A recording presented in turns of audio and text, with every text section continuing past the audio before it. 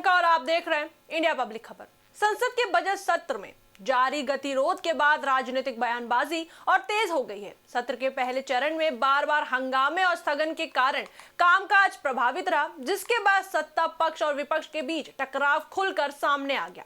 इसी बीच संसदीय कार्य मंत्री किरण रिजिजू ने लोकसभा में नेता विपक्ष राहुल गांधी पर गंभीर आरोप लगाए हैं। उन्होंने राहुल गांधी पर तीखा हमला बोलते हुए कहा कि उन्हें संसद के सुचारू संचालन में कोई दिलचस्पी नहीं है और वह जानबूझकर सदन की कार्यवाही को बाधित कर रहे हैं।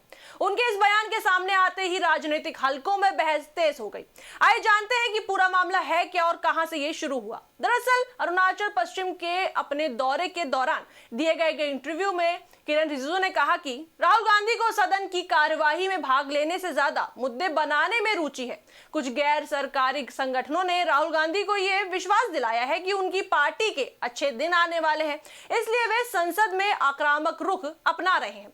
इसके बाद रिजिजू ने यह भी कहा कि उनका समय नहीं आएगा, बल्कि अगले चुनाव में उनकी सीटें और कम हो जाएंगी। रिजिजू का यह बयान सीधे तौर पर कांग्रेस पार्टी की चुनावी स्थिति पर निशाना साधता है।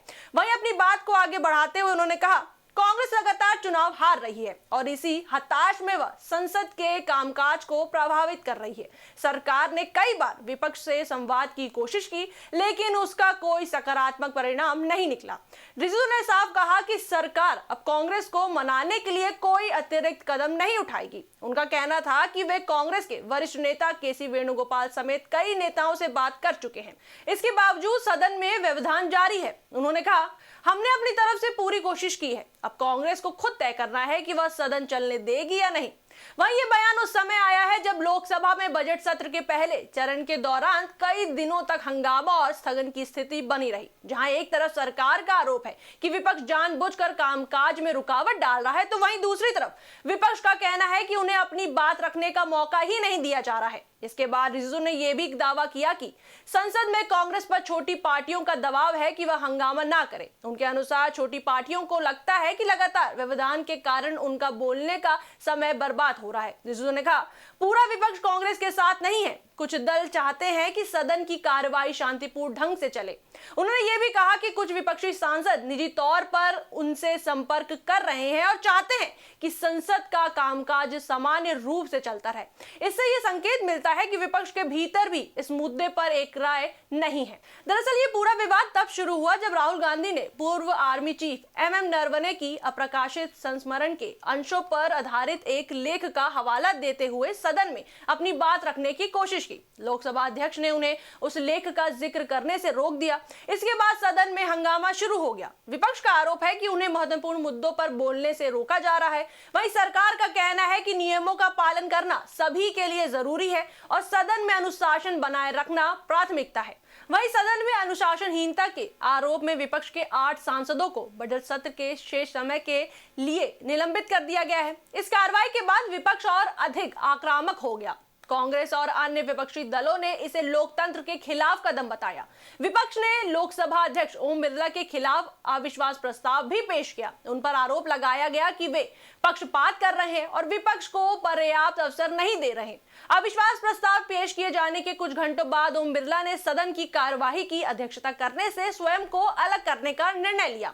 इस फैसले को लेकर भी राजनीतिक हलकों में अलग अलग प्रतिक्रियाएं सामने आई। कुछ लोगों ने इसे गरिमा बनाए रखने का कदम बताया, जबकि कुछ ने इसे दबाव में लिया गया निर्णय कहा। संसद का बजट सत्र 28 जनवरी को राष्ट्रपति द्रौपदी मुर्मू के अभिभाषण के साथ शुरू हुआ। यह सत्र 2 चरणों में आयोजित किया जा रहा है। पहला चरण 12 फरवरी तक चला, जिसमें कई दिनों तक हंगामे के कारण कामकाज प्रभावित रहा। 1 फरवरी को केंद्रीय बजट 2026 पेश किया गया। सरकार का कहना है कि यह बजट देश के विकास और आम जनता के हित में है। हालांकि विपक्ष ने बजट की कई घोषणाओं पर सवाल उठाए और इसे आम आदमी के लिए निराशाजनक बताया। बजट सत्र का दूसरा चरण 9 मार्च से शुरू होकर 2 अप्रैल तक चलेगा। ऐसे में देखना महत्वपूर्ण होगा कि क्या दोनों पक्ष आपसी मतभेद भुलाकर सदन को सुचारू रूप से चला पाएंगे या टकराव जारी रहेगा।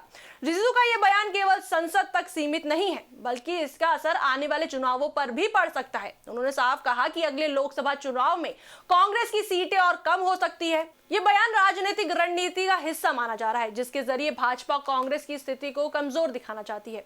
दूसरी तरफ कांग्रेस का कहना है कि वह जनता के मुद्दे उठा रही है और सरकार जवाब देने से बच रही है। राहुल गांधी पहले भी कई बार आरोप लगा चुके हैं कि सरकार महत्वपूर्ण सवालों से ध्यान भटकाने की कोशिश करती है। संसद लोकतंत्र का सबसे बड़ा मंच है, जहां देश के अहम मुद्दों पर चर्चा होती है। ऐसे में लगातार हंगामा और निलंबन की घटनाएं चिंता का विषय है।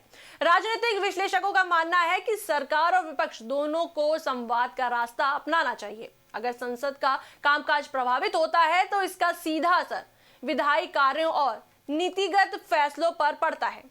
जनता चाहती है कि उसके चुने हुए प्रतिनिधि बहस करें, सवाल पूछे और समाधान निकाले। अब सबकी नजरें बजट सत्र के दूसरे चरण पर टिकी है। क्या सरकार और विपक्ष के बीच टकराव कम होगा? क्या राहुल गांधी को अपनी बात रखने का पूरा अवसर मिलेगा? और क्या सरकार विपक्ष की चिंताओं पर विचार करेगी?